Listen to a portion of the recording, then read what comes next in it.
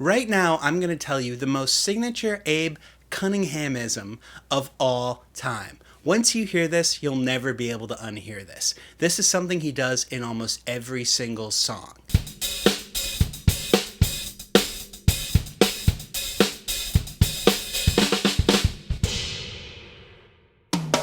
What up, y'all? Deftones is my favorite band. They encompass everything I love about music. Hard-hitting riffs, killer grooves, great melodies, and earworm hooks. Over their 30-year career, they've had a super strong output of incredible albums, many of which are some of my favorite records of all time. The drummer we're going to be looking at today is Mr. Abe Cunningham. Take the ability to smash the absolute shit out of the drums, add some funky pocket, and combine that with some tasty fills, and you have the man, Abe Cunningham.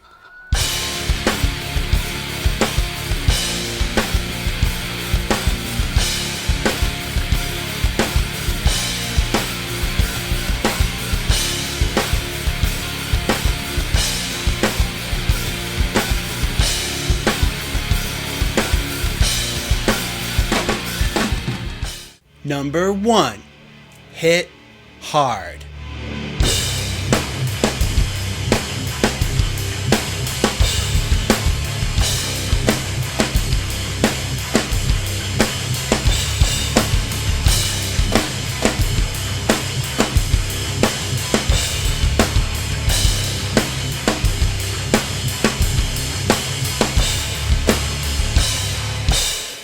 A huge part of the Deftones sound is defined by their guitarist, Steph Carpenter. Steph is best known for super heavy riffs that help drive the song. Because of this, Abe has to slice through this wall of sound to be heard. He does this by using big cymbals as well as tightly tuned snare drums that cut through this wall of guitar. Another thing Abe does is ride on the crash cymbal. This metallic sound of the crash cuts through the music and gives it that unmistakable drive.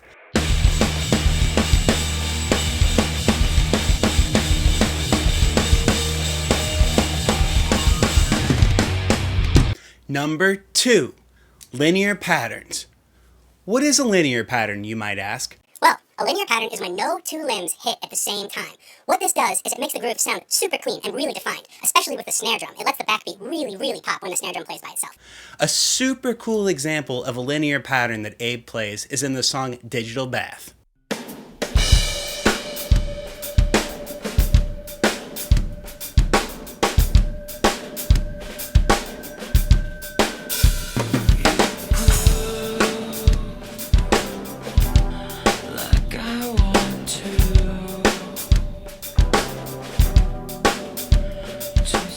Here's another really cool example of a linear groove.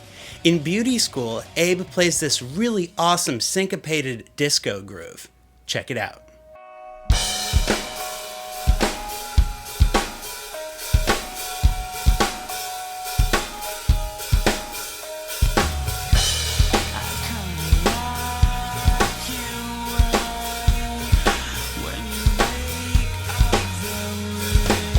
Here's one last cool trick that Abe uses for a linear pattern.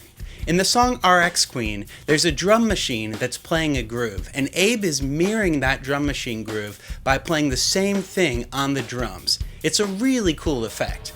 Check it out.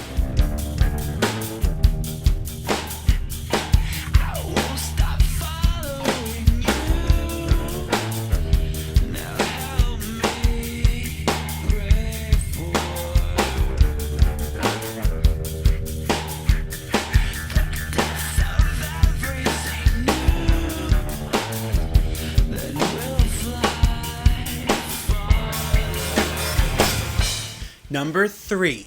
Unconventional snare grooves where the snare follows the guitar. As I stated earlier, a lot of Abe's playing has to do with slicing through the heavy tones of Steph Carpenter.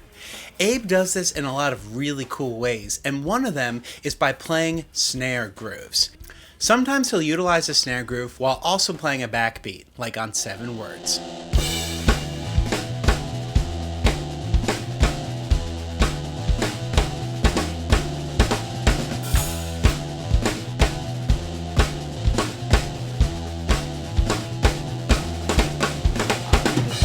The song Combat has one of my favorite Abe moments. He utilizes the snare drum in this really cool way, using the snare drum to follow the riff while also including multiple hi-hat barks for extra accents.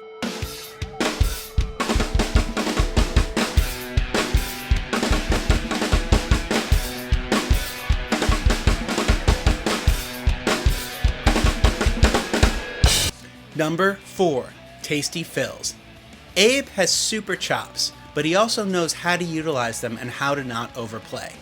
One thing that Abe does that's really cool is he uses drum fills to break up vocal phrases and riff phrases. Now what I mean by this is in between vocal phrases he'll often throw in a drum fill, and often in between riffs he'll do the same thing. A really cool example of him filling between vocal phrases is on the song Graphic Nature.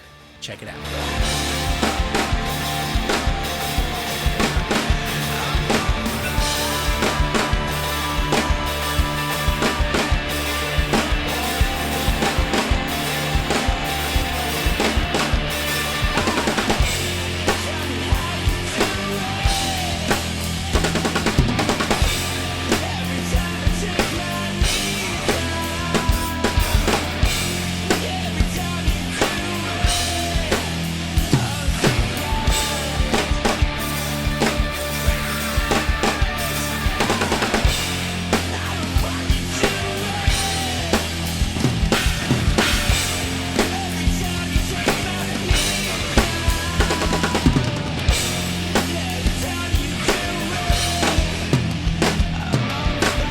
Right now, I'm going to tell you the most signature Abe Cunninghamism of all time. Once you hear this, you'll never be able to unhear this. This is something he does in almost every single song.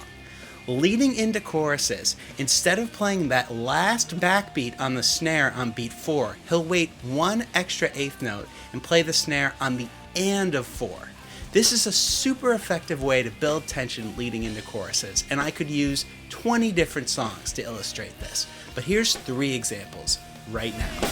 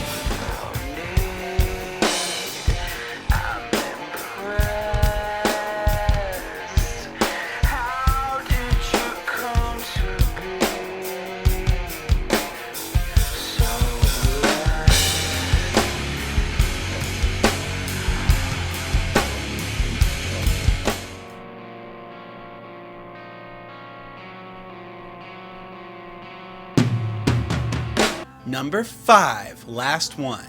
Don't overplay. Abe isn't afraid to keep it simple and just play for the song.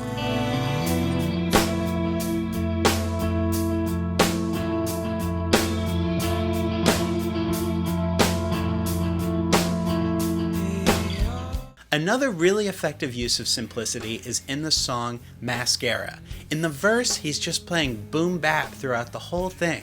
It's very simple and it really serves the song nicely.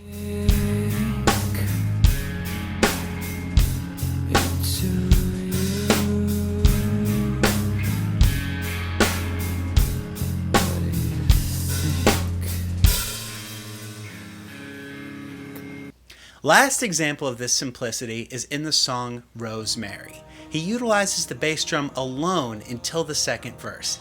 Very effective. Check it out.